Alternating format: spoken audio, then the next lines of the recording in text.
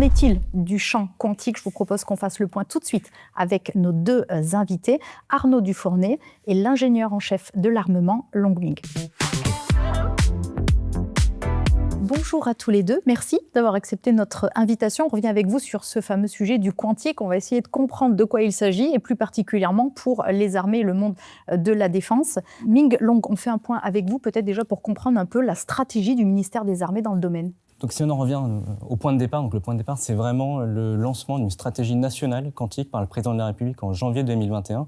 Donc cette stratégie nationale, elle avait pour vocation à accélérer le développement des technologies quantiques pour doter la France de technologies de pointe, et elle va s'orienter autour de 5 piliers principaux. Donc ça va être le calcul, les communications quantiques, les capteurs quantiques, les technologies habilitantes. Donc en fait ça va être les technologies qui vont nous permettre de développer les technologies des 3 piliers d'avant. Donc ça va être par exemple la cryogénie, ça va être les lasers. Et le dernier pilier, ça va être la cryptographie post-quantique. Donc c'est pas à proprement parler une technologie quantique, c'est plutôt une réponse à la menace que représente l'ordinateur quantique sur les techniques de cryptographie actuelles. Concrètement, ça veut dire que la Direction générale de l'armement, elle va mettre en œuvre le levier de la commande publique et piloter le programme qu'on appelle Proxima sur les calculateurs quantiques. Et enfin, le dernier point sur lequel on va intervenir, c'est qu'on va essayer de bâtir, donc là, ça c'est un enjeu du ministère des Armées, de bâtir et de consolider un écosystème civilo-militaire de pointe qui va rassembler chercheurs, industriels de la défense, académiques, pour développer ces technologies quantiques. Pourquoi est-ce que le quantique est aussi important pour les armées? Qu'est-ce que ça vient changer aujourd'hui? En quoi ça vient bouleverser en fait, ou étendre le champ de bataille? En fait, ça va influencer vraiment la physionomie du champ de bataille et finalement notre manière de faire la guerre en essayant par exemple de voir plus loin, ou voir des endroits qui avant nous étaient inaccessibles, d'arriver à naviguer par exemple dans des endroits où on n'a pas le GPS, ou de décupler, pour ce qui est du calcul, de décupler nos capacités de calcul pour résoudre des problèmes qu'aujourd'hui on a un peu du mal à résoudre et qui ont un vrai enjeu opérationnel pour soit en direct, soit pour développer des systèmes d'armes qui sont plus performants au service de nos armées. Où est-ce qu'on en est aujourd'hui dans l'adoption de la cryptographie post-quantique?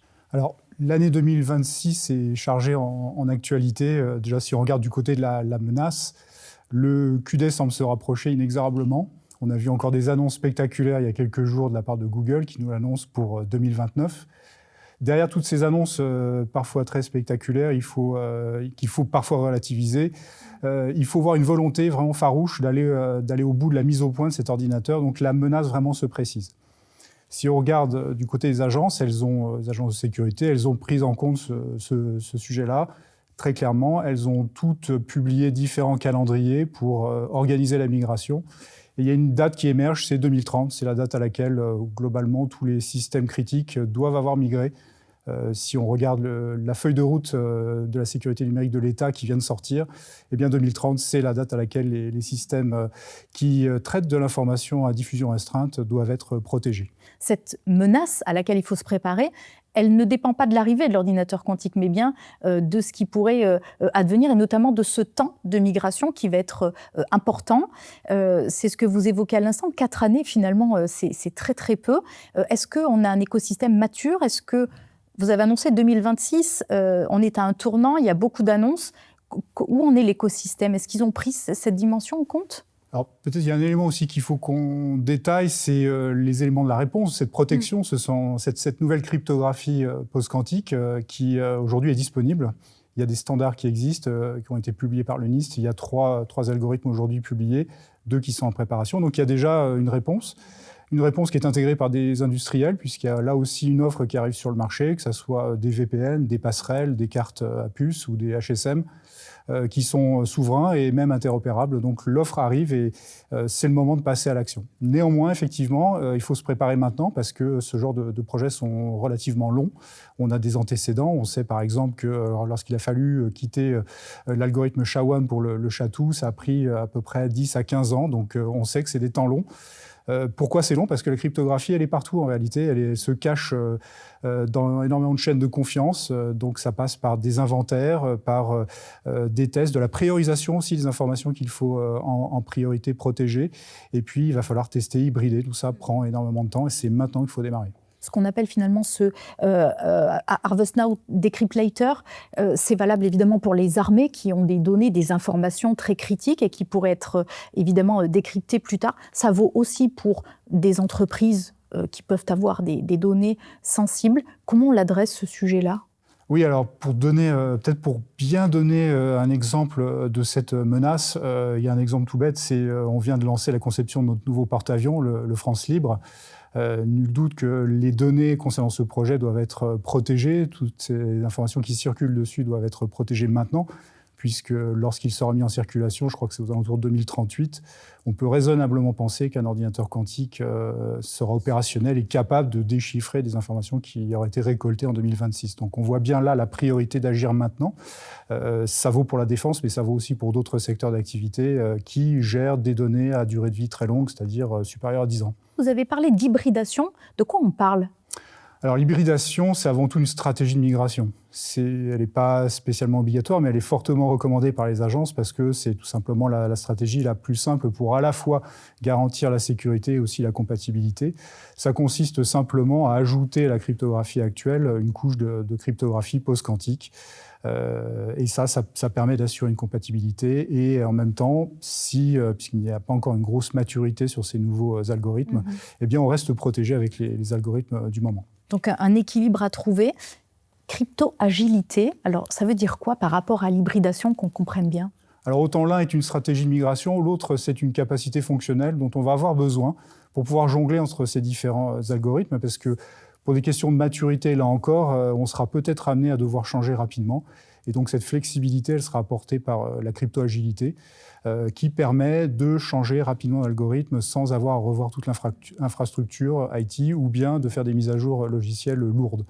Donc c'est cette flexibilité qui va être nécessaire réellement pour assurer le maintien en conditions de sécurité des systèmes.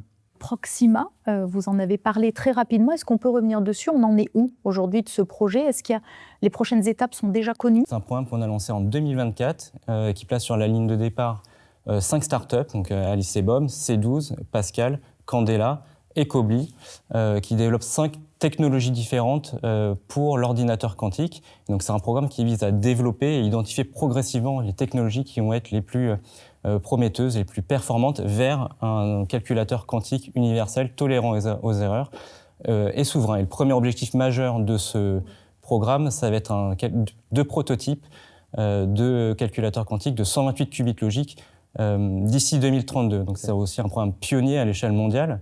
Donc on a été les premiers à mettre en place un programme de cette envergure sur ce sujet-là. Au-delà de l'aspect technologique, c'est aussi une occasion pour nous, l'État, d'accompagner la structuration, la consolidation de ces entreprises, qui est en fait une condition indispensable pour faire de ces pépites françaises les futurs champions à l'échelle mondiale du calcul quantique.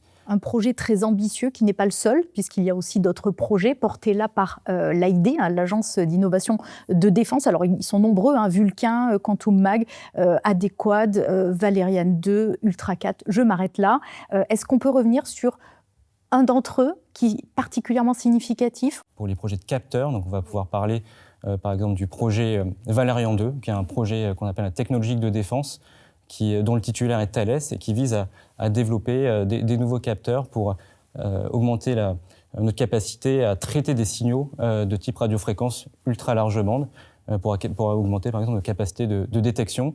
Il y a d'autres projets, comme par exemple, vous avez mentionné le projet Adéquade, qui est un projet du Fonds européen de défense, qui bénéficie pour la France, encore une fois, à Thales, mais aussi à de nombreux laboratoires académiques et qui vise à développer toute une multitude de capteurs et aussi d'adresser les questions de miniaturisation pour les rendre embarquables ensuite. Donc ce projet Adéquade, par exemple, il va concerner des capteurs de type centrale inertielle qui nous permettent de naviguer dans des endroits où on n'a pas le GPS. Et enfin, le dernier projet côté capteur dont on peut parler, c'est le projet qui s'appelle Quantum Mag, qui est porté cette fois par une petite start-up bretonne qui s'appelle Quantech, et qui vise à développer un magnétomètre pour augmenter nos capacités à naviguer de manière autonome. Merci beaucoup pour ce panorama complet et très ambitieux où on voit aussi toute la coopération entre les différents acteurs qui est à l'œuvre dans le domaine quantique. Arnaud, une dernière question. On a parlé de 2032, on a parlé de plusieurs échéances. Si on reste peut-être dans un espace-temps plus contraint, 2026-2028, qu'est-ce qui nous attend ? Il va se passer encore plein de choses. Déjà, effectivement, du côté de l'ordinateur quantique, on va jeter un œil sur l'évolution de la menace. Par ailleurs aussi, côté protection, on va regarder les nouveaux algorithmes qui vont être normés. Il y en a d'autres en préparation, je le disais. 2027 sera une année particulièrement charnière puisque c'est l'année pendant laquelle la cryptographie post-quantique va devenir l'état de l'art. Je rappelle que l'ANSSI n'acceptera plus des demandes sur des solutions de demande de visa pour des solutions qui embarquent de la cryptographie non quantique. Et puis, il y a un dernier défi à relever, c'est celui de l'authentification, puisque pour l'instant, on a des schémas assez clairs et partagés pour l'échange de clés. Mais il reste aussi les attaques portant sur l'authentification qui arriveront, elles, quand l'ordinateur quantique sera opérationnel.